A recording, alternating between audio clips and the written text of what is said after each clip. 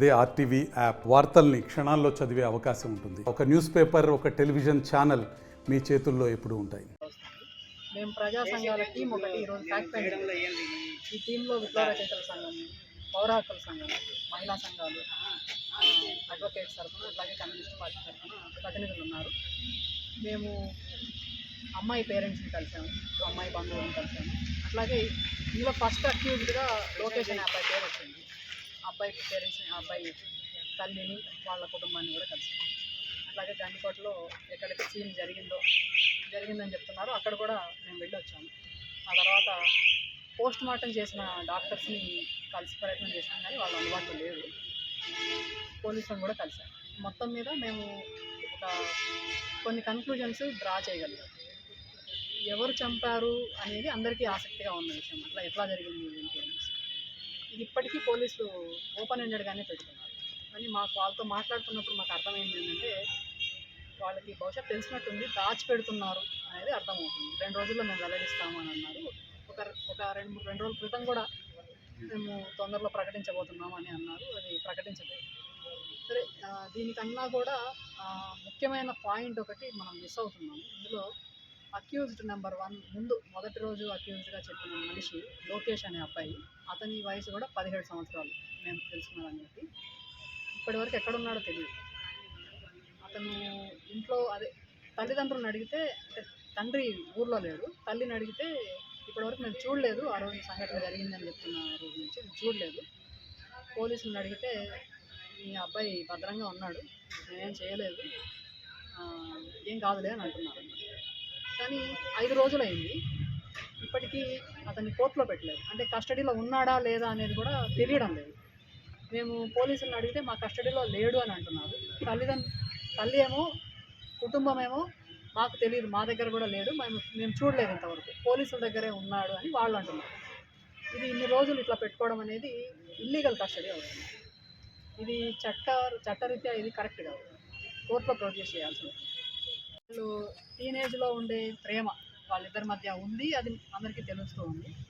టీనేజ్లో ఉన్న పిల్లలకి అట్లాంటి వ్యామోహాలు ఇవన్నీ కూడా మనం చాలా ప్రభావాల వల్ల ఇవన్నీ మనం చూస్తున్నాం. కాబట్టి ఇద్దరి వైపు నుంచి బహుశా కొన్ని వాళ్ళ ఇష్టపూర్వకంగానే కావచ్చు, ఏవైనా తల్లిదండ్రులకి కోపం కలిగించేవైనా ఉండి ఉండొచ్చు వాళ్ళిద్దరి మధ్య.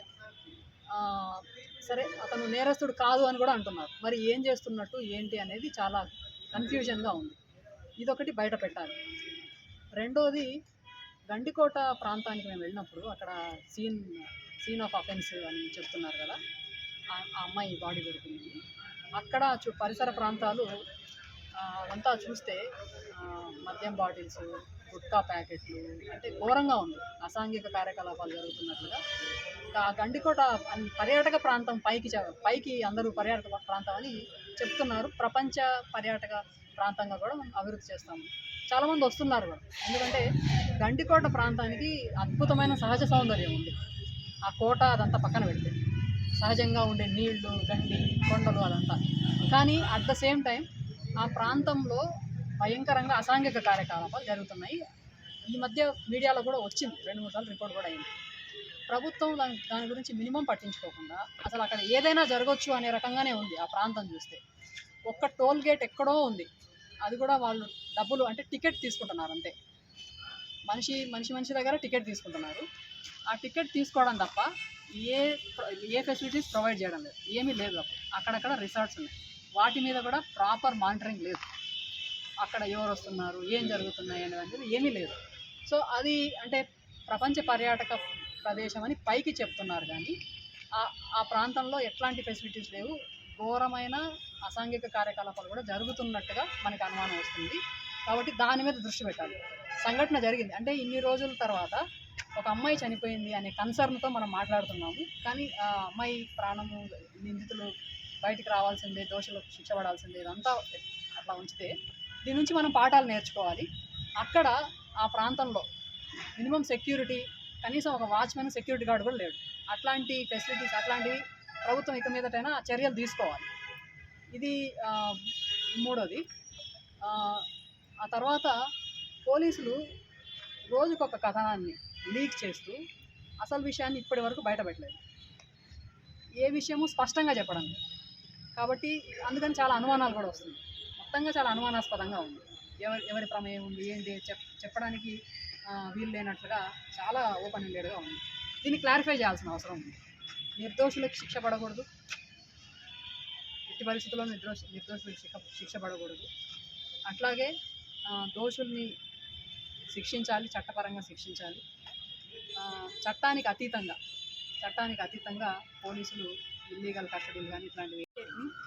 ఈ నెల 14వ తేదీ గండికోటలో మైనర్ బాలిక హత్య చాలా బాధాకరం. దీన్ని మేము తీవ్రంగా ఖండిస్తూ ఉన్నాము. అలాగే పౌర హక్కుల సంఘం మిగతా ప్రజా సంఘాలతో నిజ నిర్ధారణలో భాగంగా ఈరోజు మేము ఒక అమ్మాయి చదువుతున్న గీతం కాలేజ్ అయితే ఉంది, అలాగే అమ్మాయి తల్లిదండ్రుల కుటుంబాన్ని, అలాగే చదివిన గీతం కాలేజ్ అయితే ఉంది, లేదా అమ్మాయి కుటుంబ సభ్యులను అయితే ఉంది, లేదా మొదటి ఎవిడెన్స్ సస్పెక్ట్ అబ్బాయి ఎవరైతే లోకేష్ ఉన్నారో అబ్బాయి తల్లిదండ్రులను అయితే ఉంది, అలాగే క్రైమ్ సీన్ జరిగిన గండికోట, అలాగే పోలీస్ డిపార్ట్మెంట్ జమ్మలమడుగు పోలీస్ డిపార్ట్మెంట్ను ఇలా లేదా అలాగే హాస్పిటల్లో మా ప్రాథమిక విచారణను అయితే మేము నిజ నిర్ధారణలో భాగంగా చేయడం జరిగింది. వీటన్నింటినీ కనుక చూసుకుంటే ఎవరైనా పోలీసులు ఇన్ఫ్లుయెన్స్ చేస్తున్నారా అనేది మాకు అయితే అనుమానం. ఎందుకంటే హైలీ లీగల్ టెక్నాలజీ ఉన్నాయి, అంటే పోలీస్ డిపార్ట్మెంట్కి హైలీ టెక్నాలజీ ఉంది.